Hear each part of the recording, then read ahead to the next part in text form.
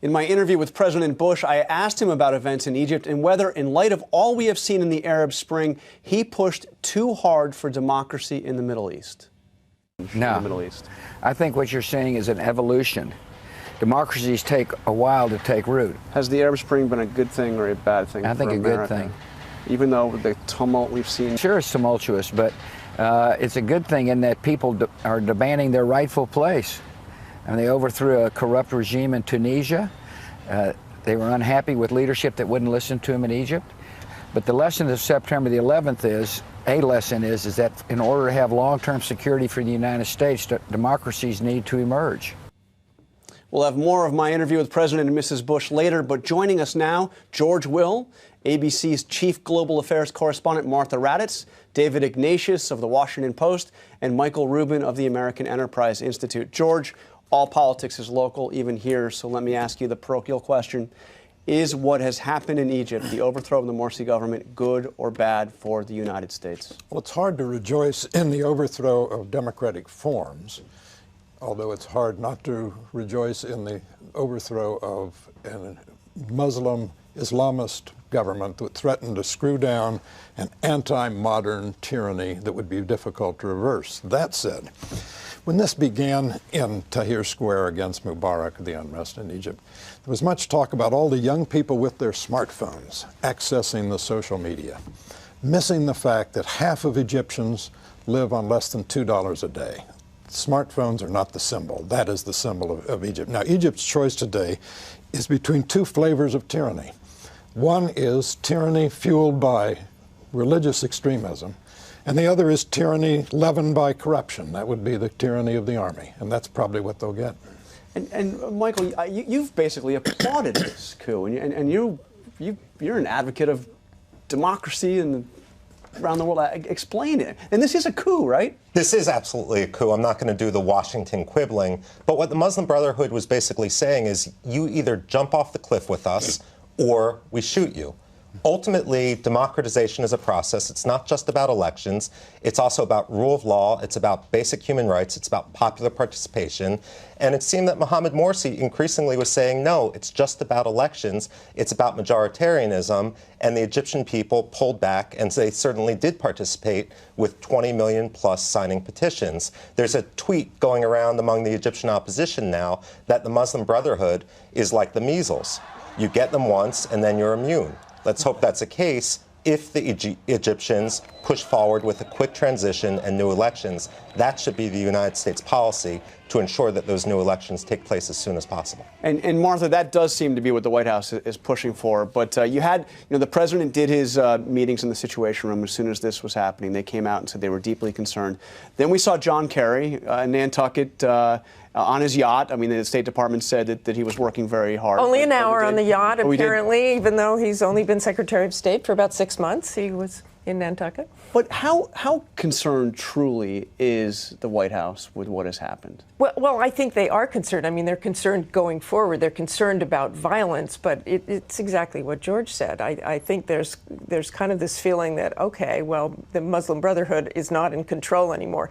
The primary fear here is what happens next, and what about the violence, and does the Muslim Brotherhood do some more radical forms of that, go underground because they see what was supposed to be the democratic process did not work for them. Democratically elected, but they, and I have to agree with Michael on that as well, it was the democratic process they were not upholding. So I do not think the White House is deeply upset by what happened, but again, this was a military coup. That's the line they still have to figure out what they say about. How can you really say with a straight face? I mean, the Egyptian ambassador did that it was not a military coup. I imagine the chairman of the Joint Chiefs, Martin Dempsey, coming out one afternoon and saying, excuse me, we've pushed President Obama aside. That would be a military coup, and that's what you have there as well.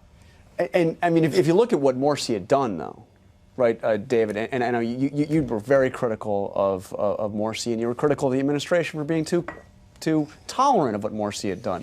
If you look at what he'd done, he'd essentially, dissolved the Supreme Court, declared his decrees above any other law in Egypt. I mean, if a U.S. president had done that, maybe the chairman would have come in and wanted to do something. I hope we wouldn't have had a coup. But it is true that Egypt was breaking down in the months before these events. Egypt had essentially gone bankrupt.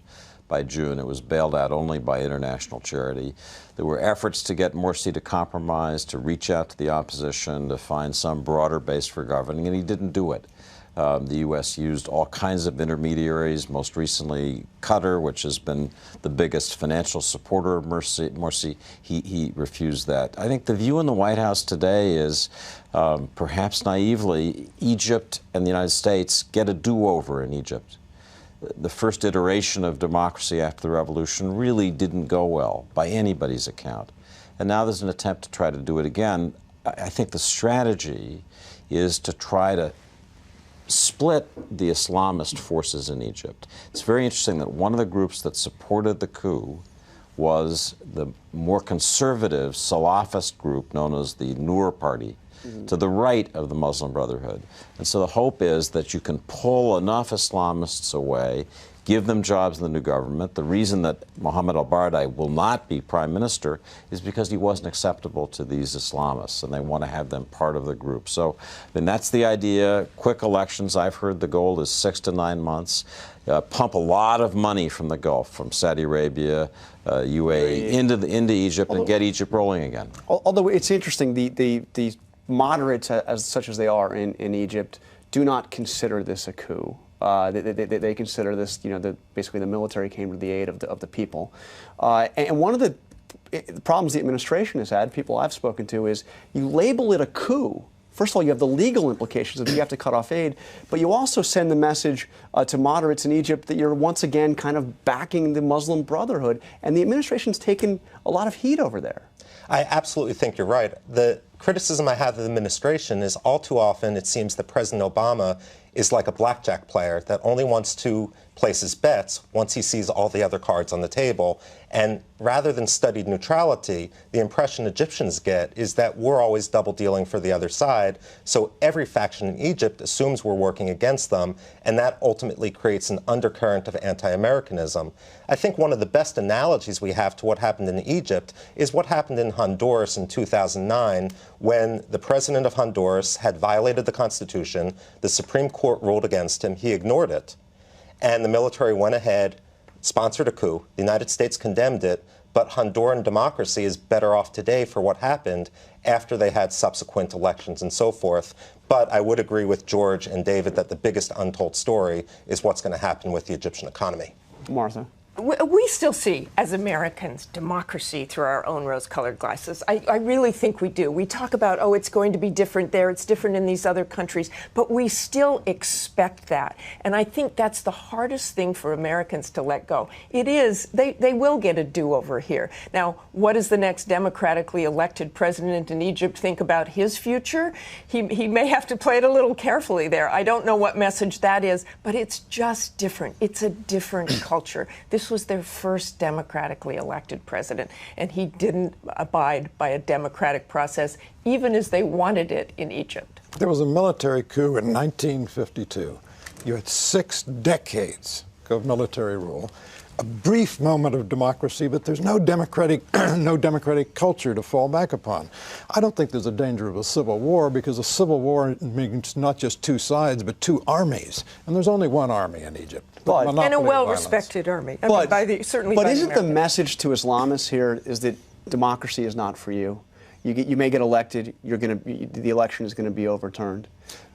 That's a danger. I think that's and you're going to drive these people. I mean, that's the fear, right? You drive them underground. I think the biggest fear is that this movement of Islamists who don't get drawn into the government will submarine. They'll go underground. They're not big enough to fight a civil war, but they can replay the al-Qaeda tactics of terrorism. I saw a YouTube video of a Salafist just enraged 2 days ago saying, if 1 in 10 Egyptians becomes a suicide bomber, we'll take this country down. And he meant it. And if you have that message by the Muslim Brotherhood that they and we will fall back 10 years to the period immediately after 9/11 and be back in that terrorism, counterterrorism nightmare. And that seemed to be what exactly they were promising. David, Michael, Martha, George, thank you very much.